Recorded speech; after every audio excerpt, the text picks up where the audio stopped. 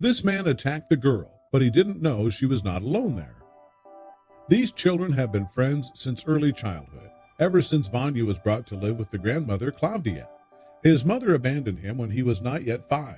She went up from the village to the city and disappeared, as if she never existed. Marusa was always a wild walker, and she didn't care about her son at all. Grandmother Claudia took her grandson to her village. That's when he made friends with a neighbor girl, Ina. She was born in this settlement and lived there with her parents. Ina's parents died in a motorcycle accident. The mother was killed, the father survived but was seriously injured and was hospitalized for a long time.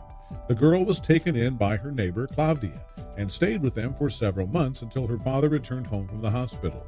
The girl thus became an orphan, and now also grew up without her mother.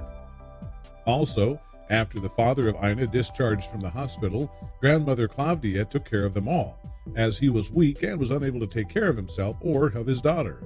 Grandmother Claudia took care of both kids, made them study, fed them, protected them from any harmful thing could ever happen to him. But as they say, we are all not eternal. The grandmother fell ill and passed away suddenly. That day, the 2 kids were crying in front of the gate of the grandmother's house for their loss, and they didn't know what to do. In those moments, Ina was sitting beside her friend Vanya to console him, and she tried to stop crying to encourage him, as now he will be forced to go to an orphanage as there is no one to take care of him. While Vanya was looking toward Ina, he said to her, "Ina, tell me, why am I so unhappy? That my mother abandoned me, now my grandmother is dead, no one needs me." Ina replied, "You should not get upset. Time will pass quickly. You have only 5 years left until your 18th birthday, and I'm a bit older. You'll not notice when you come back to the village. My father and I will look after your home. Sorry, but my father did everything to take you in his custody, but he could not. They did not allow it. I'll wait for you and write you letters." Then, upon hearing those words from her, Vanya said, "I'll remember you all my life. You will always be in my heart. I will come back for sure. You just wait for me," he begged her eternally. When Vanya was taken away, the girl could not find herself. Her father, seeing his daughter's condition, tried his best to distract her, but nothing could comfort her. The only place she felt good was a forest. They often wandered along forest paths with their father. They dreamt of the future. Her father was a forest ranger lately. Ina started to help him in everything, checking under chickens and feeding troughs for moose and reindeer. They were spending a lot of time at work, and one day they came across a gazelle, who was monitored by a fox or a wolf. The young forest ranger was standing in the thicket, and she was hesitating to approach the baby gazelle.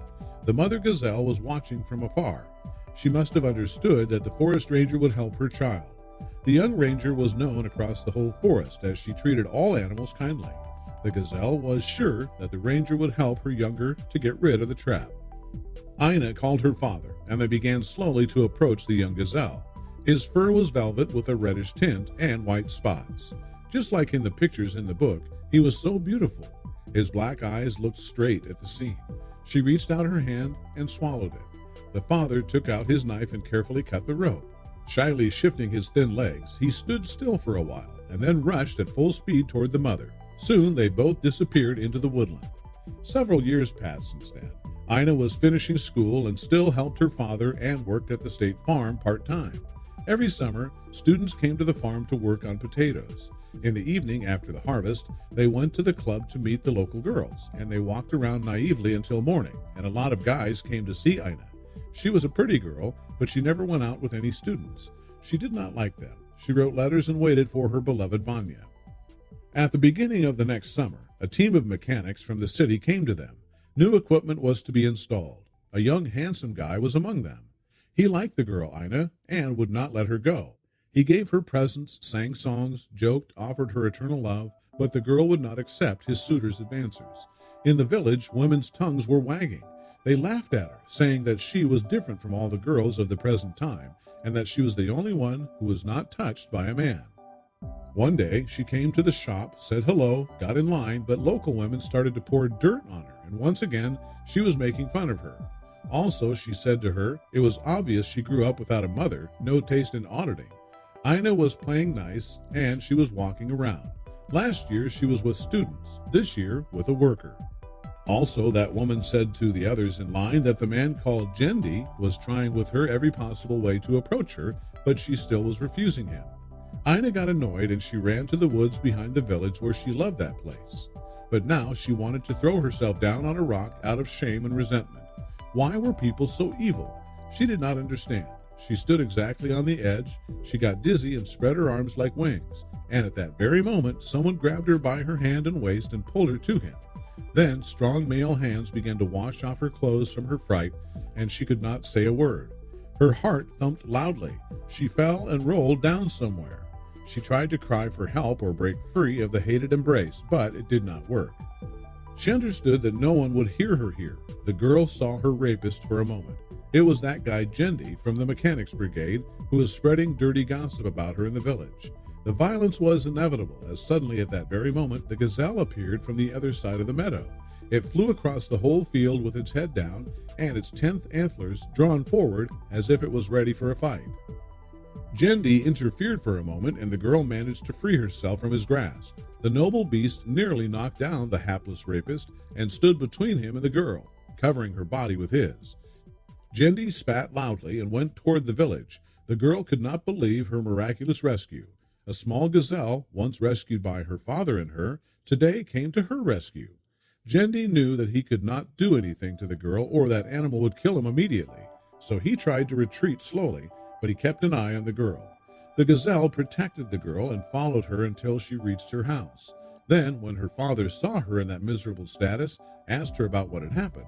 Ina told her father everything that had happened and how this man tried to rape her.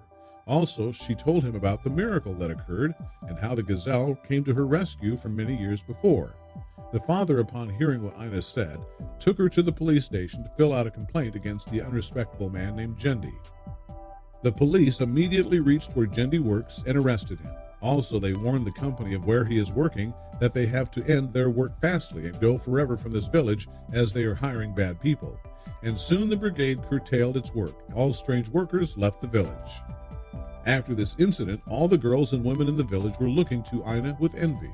They couldn't believe that she got out of that situation without a scratch. They couldn't accept the idea of being a saint like that, and she kept herself for only one person.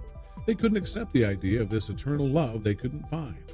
And what made the situation worse for them, and better for her, when after the month of what happened, reached to a village a very young and handsome man who looked very rich. He was Vanya, the lover of Ina. He headed straightly to Ina's house in front of all the village's eyes. He knocked on the door, and when she went to open it to find her beloved one, the one she was waiting too long. Yes, he is now older, but with the same face features and same lovely look on his eyes. He apologized to her. He apologized that he kept her waiting too long.